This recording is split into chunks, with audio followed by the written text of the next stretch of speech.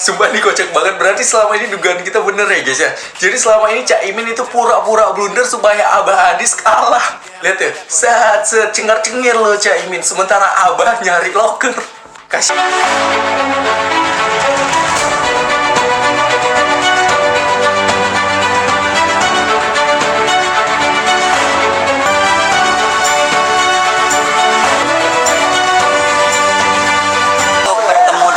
Presiden Pak Prabowo ya, semoga saya bisa melayani masyarakat ke depannya.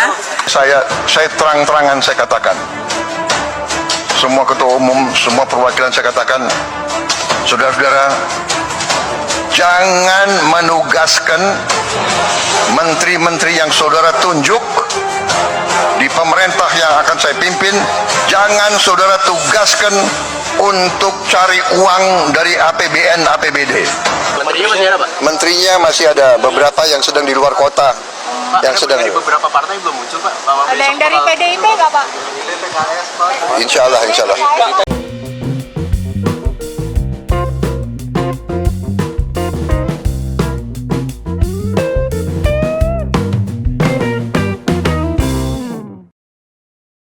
Assalamualaikum warahmatullahi wabarakatuh. Shalom, Om Swastiastu, nama budaya, salam kebajikan, salam sejahtera bagi kita semua.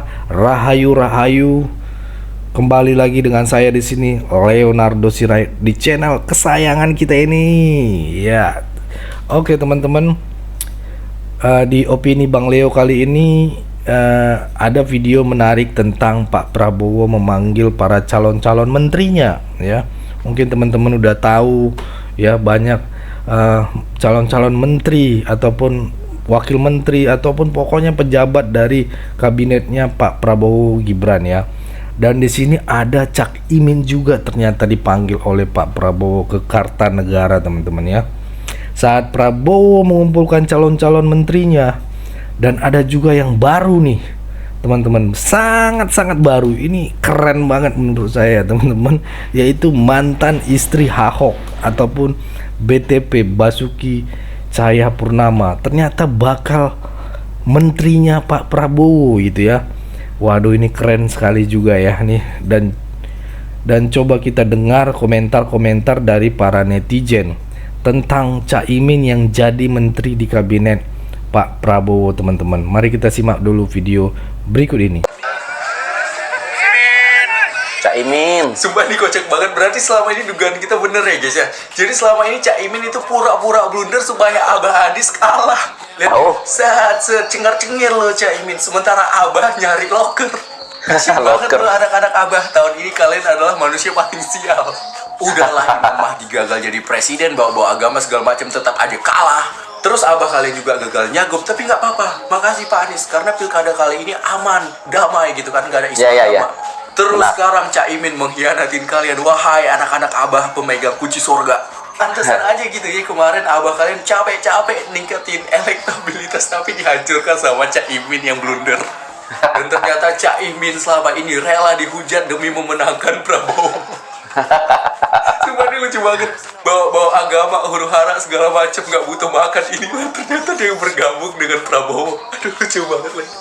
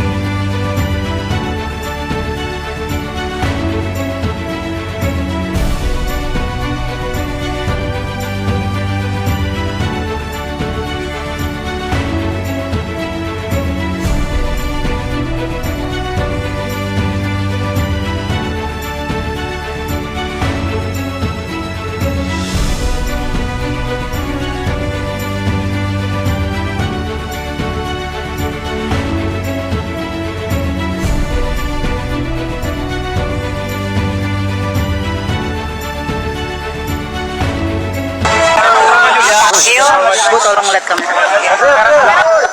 Hari ini saya dipanggil oleh Pak Teddy untuk bertemu dengan Pak Presiden, Pak Prabowo. Ya, semoga saya bisa melayani masyarakat ke depannya. Tapi untuk semuanya saya masih menunggu Pak Presiden yang mengumumkan. Tapi tadi pembahasan itu tentang apa, Bu? Ya, beliau ya maksudnya bersama-sama kita membantu ya untuk masyarakat, mungkin ibu-ibu, anak-anak. Ibu anak-anak berarti menteri apa guys? Saya bilang iya siap Pak. Jadi untuk pengumuman ya nanti tunggu dari Pak Presiden. Nanti besok malam dong, Bu. Ya. Ya, Ibu di sini jadi wamen Bu, kemudian ada informasi hari ini dipanggil jadi calon menteri. Berarti ini Ibu jadi naik ya Bu dari calon wamen jadi calon menteri ya Bu? Nunggu dari Pak. Masih banyak yang Masih nunggu ya. Mantap, semakin ketinggalan ya. Kalau Cak Imin jadi menteri ya menterinya Pak Prabowo. Anies jadi apa ya teman-teman? Aduh. Istighfar. Coba beri komentar di bawah teman-teman ya. Ayo coba kita bertukar pikiran teman-teman di kolom komentar. Kalau pertanyaannya nih, kalau Cak Imin jadi menterinya Pak Prabowo di kabinetnya Pak Prabowo, lah terus Anies jadi apa ya teman-teman? Itu jadi apa? Itu jawaban kalian teman-teman ya. Kalian isi jawabannya di kolom komentar. Ayo kita bertukar pikiran biar asik nih teman-teman. Jangan cuma sekedar menjadi penonton. Ayo kalian harus jadi bagian dari tuntunan juga gitu. Kasih jawaban kalian ya. Pertanyaannya, kalau Cak Imin jadi menterinya Pak Prabowo, terus Anies jadi apa teman-teman? Oke, kolom komentar saya persilakan. Baru kita lanjut lagi video berikut ini. Ya, hari ini saya diundang Pak Presiden terpilih Pak Prabowo untuk menyampaikan bahwa seperti yang beliau telah sampaikan berkali-kali di acara-acara PKB, di berbagai pertemuan, menyampaikan bahwa beliau akan mengajak semuanya untuk bersama-sama mensukseskan pemerintahan 5 tahun yang akan datang. Tentu sejak Pak Prabowo habis ditetapkan oleh KPU langsung datang ke kantor PKB, selalu hadir di dalam acara-acara PKB. Tentu ajakan itu buat PKB sebuah penghormatan yang sangat penting untuk bersama-sama seperti niat PKB, kemaslahatan, kebaikan dan kesuksesan pembangunan pemerintah yang akan datang. Dengan hari ini diundang berarti PKB akan memperkuat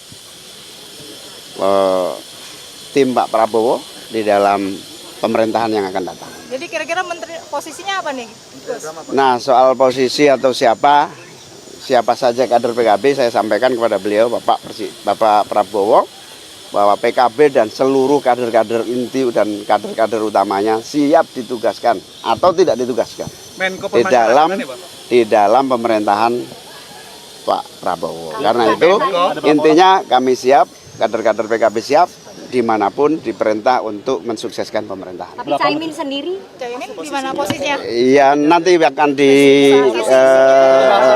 siapapun nanti akan Pak Prabowo langsung yang akan menyampaikan pada saatnya. Hari ini belum sampai. Saya terang-terangan saya katakan, semua ketua umum, semua perwakilan saya katakan, saudara-saudara, jangan menugaskan menteri-menteri yang saudara tunjuk di pemerintah yang akan saya pimpin. Jangan saudara tugaskan untuk cari uang dari APBN, APBD. Mantap. Selamat malam saudara-saudara sekalian, kawan-kawan dari media, terima kasih. Lengkap sekali ya, banyak sekali ya, terima kasih. Saudara sudah dengan tekun nunggu ya. Memang hari ini saya memanggil calon-calon menteri dan wakil menteri, beberapa di antara mereka Sebenarnya proses ini sudah berjalan lama, ya. Kita adakan pemantauan, diskusi, dan sebelum saya undang ke sini sebenarnya mereka sudah menyatakan bersedia membantu saya. Jadi sebetulnya hari ini hanya mengkonfirmasi. Saya konfirmasi, saya yakinkan mereka bersedia atau tidak bantu saya di bidang yang saya tawarkan kepada mereka. Ya, Alhamdulillah semuanya menyatakan sanggup. Saya memberi beberapa penekanan kira-kira ya arah kebijakan kita.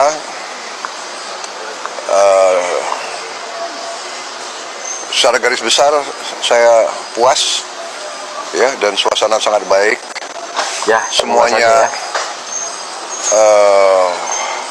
mengerti bahwa kita harus bekerja dengan baik, bekerja dengan keras, bekerja sebagai tim dalam suasana dunia penuh ketidakpastian. Kita benar-benar harus bekerja dengan teamwork yang sangat baik. Saya kira itu yang bisa saya sampaikan ya. Jadi sudah malam. Terima kasih. Besok masih ada lagi proses ya. Saya kira mulai sama lah jam 2 besok. Ini kan ada berapa orang lagi, Pak? Masih wamen masih. Calon menteri. Menterinya masih ada beberapa yang sedang di luar kota. Yang sedang beberapa partai belum muncul, Pak. Ada yang dari PDIP nggak, Pak? Ada yang dari PDIP nggak? insya Allah. Total kementeriannya jadi berapa, Pak? Mungkin PKS Anda tidak perhatikan, tapi karena dia seorang profesional. Jadi begini, beberapa saya terus terang aja saya menyatakan saya apresiasi para ketua umum. Banyak ketua umum yang diajukan orang-orang profesional, ya. Termasuk PDIP Ya. Jadi saya kira itu yang saya ingin sampaikan. Ya, jadi mungkin Anda tidak perhatikan bahwa yang ajukan itu adalah partai A, partai B. Karena yang diajukan justru orang-orang teknokrat, ya. Oke. Ya, terima kasih. Oke teman-teman, itu tadi videonya. Tapi di sini nggak ada yang dari PDIP dipanggil ya teman-teman. Ada apa gerangan ini teman-teman ya? Karena di sini juga Pak Prabowo nggak mau jawab dari pertanyaan media teman-teman ya. Tapi ya menurut saya sih dari PDIP nggak usah lah ya teman-teman, biarkan aja dia jadi oposisi gitu ya. Itu kan lebih asik gitu ya teman-teman. Atau yang kemarin Ketua DPR RI Puan Maharani bilang akan ada pertemuan Pak Prabowo dengan Ibu Mega ya, dan akan dimasakkan nasi goreng. Itu akan mendapatkan 3 menteri gitu ya. Spesial, nasi goreng spesial teman-teman ya. Karena apa? Karena ya kali tahu sendirilah teman-teman ya, yang melaporkan Gibran itu ya dari PDIP sendiri ya. Masa PDIP mau jadi menteri tetapi nggak mau terima Mas Gibran? Ini yang saya bingung gitu ya. Sampai ada poster viral itu dibilang kalau nanti di kantor-kantor mereka gitu kan, itu tidak akan ada fotonya Gibran, dan kita tidak membuat itu kan miris. Itu kan membuat hancur gitu ya, merusak konstitusi teman-teman. Dia kan sudah terpilih gitu ya teman-teman. Itu saya agak miris baca beritanya ya. Nggak menganggap, apalagi kaum-kaum anak abah ini 24%. Nggak terima dia, minta diganti terus, minta diganti dengan Anies. Kan aneh. Kan nggak masuk akal gitu kalau gitu teman-teman ya, teman-teman ya. Soalnya PDIP mau terima Pak Prabowo, masa nggak mau terima Mas Gibran? Itu yang saya sayangkan teman-teman. Di mana akal sehat ya? Di mana coba pikiran mereka gitu ya? Mau menerima Pak Prabowo tapi tidak mau menerima Gibran sebagai wakilnya. Padahal dulu ngikutin debatnya, alurnya dan sebagainya. Gibran ngikutin semuanya, nggak pernah absen. Justru dia menjawab semua pertanyaan-pertanyaan yang diberikan oleh KPU itu, yang diseleksi dari perwakilan dari rakyat Indonesia, dosen-dosen, profesor dan sebagainya, dijawab sama Gibran. Ya, menurut saya Pak Prabowo nggak usah masukin PDIP. Tapi menurut teman-teman di Sirait Media, di opini Bang Leo ini, apa tanggapan kalian teman-teman? Apakah layak sosok PDIP masuk di kabinetnya Pak Prabowo dan Mas Gibran? Komen di bawah, kita tukar pikiran lagi ya teman-teman. Kita panjang lebar gitu, mana tahu pihak-pihak dari partai ini membaca komentar-komentar kalian. Jadi bukan teman-teman, bukan sekedar penonton setia, tetapi menjadi tuntunan juga, memberikan arahan, pencerahan gitu ya, untuk membangun negeri ini bersama-sama gitu, dari konten-konten yang ada. Oke, cukup segitu dulu teman-teman. Berikan tanggapan teman-teman ya yang menonton video ini bagaimana. Boleh berikan pandangan kalian di kolom komentar, karena kolom komentar sudah saya buka lebar-lebar. Pesan saya, pokoknya tetap jaga persatuan Indonesia, jangan mau dipecah belah, jangan mau diadu domba, karena NKRI harga mati. Saya Leonardo Sirait mohon undur diri. Jangan lupa share, bagikan video ini, dan klik tombol bertulisan subscribe. Saya Leonardo Sirait mohon undur diri. Bye-bye.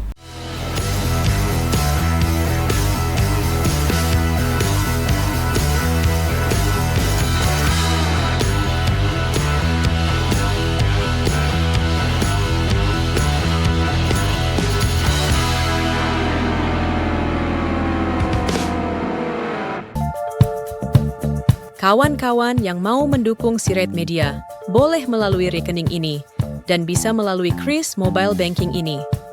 Dengan cara scan barcode Kris ini di mobile banking, kawan-kawan.